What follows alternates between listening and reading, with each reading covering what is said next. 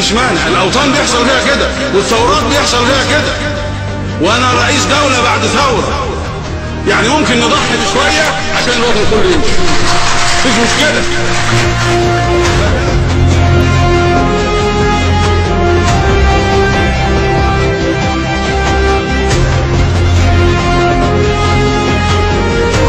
لا لو انا اللي في ايدي القرار مصنع هقفل القنوات دي كلها. هقفلها قولا واحدا. قولا طيب. هتقفلها بمبرر ايه يعني؟ بدون مبرر. هقفلها للامن القومي. هقفلها للامن العام. طب هتقفل كام قناه تقريبا؟ اقفل 10 قنوات.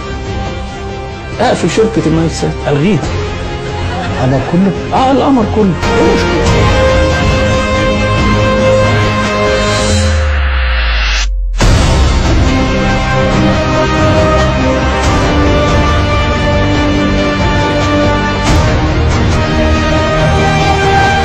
أنا وجهت المسؤولين بالشرطة وبعون ومعاونة رجال الجيش قطع الطريق جريمة، قطع الطريق جريمة.